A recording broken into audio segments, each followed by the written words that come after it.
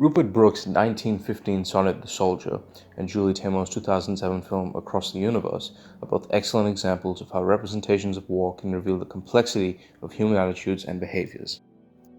Both composers are highly assertive in the expression of their values, which are largely reflective of the accepted views in their respective contexts, and comparison of the two can outline the complexity and variation of the human condition. Brooke, writing on World War I, takes on a highly nationalistic pro-war stance, while Taymor, writing on the Vietnam War, rejects any sort of pro-war rhetoric and is instead highly critical towards the subject, lamenting the cruel and unfair nature of conscription, as well as expressing the brutality that young soldiers were subjected to.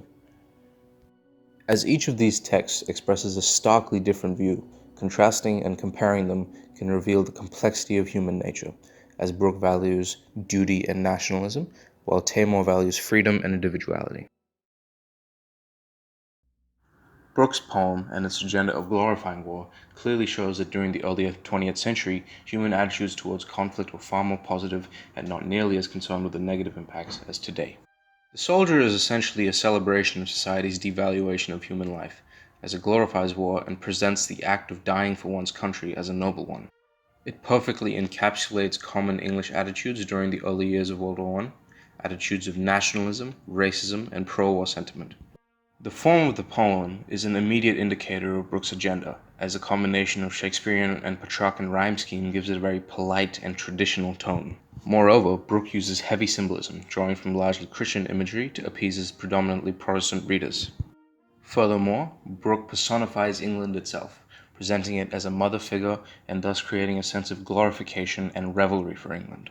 The extensive use of various poetic devices such as symbolism and personification reflect a clear desire to manipulate his audience and praise England's involvement in World War I. This reveals the racist and nationalistic nature of human attitudes and behaviors in England prior to World War I. In stark contrast, Taymor's 2007 film Across the Universe presents an extremely critical view of the Vietnam War and war in general. Taymor's film was written and produced during the invasion of US forces in Iraq, and thus the film's attack on the Vietnam War and supportive 60s counterculture mirrors Taymor's views on the contemporary conflict in the Middle East. The Strawberry Fields scene is a scathing attack on military conscription, highlighting the unjust nature of forcing young men to fight in a war that many of them will never understand. It employs a number of techniques to express its anti-war theme. The usage of strawberries as a motif for soldiers conscripted into the war is prominent and consistent.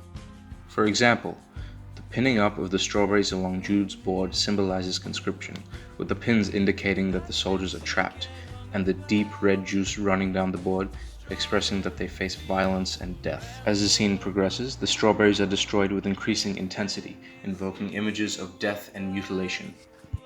The lyrics of the song played over the scene, Strawberry Fields Forever by the Beatles, thematically match the video, with the recurring mention of strawberry fields invoking imagery of fields in Vietnam rendered a bloody red by brutal violence.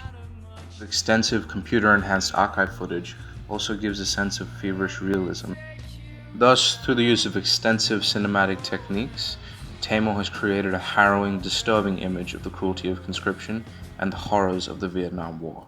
Comparison of Taymor's anti-war, peace-preaching film and Brooke's patriotic, pro-conflict poem shows us just how different we can be, and how context and experiences can cause significant dissimilarity in personality and identity. In summary, one can concur that the analyses of war texts can indeed lead us to a greater awareness of the vast complexity and variation in human attitudes, behaviors, and beliefs.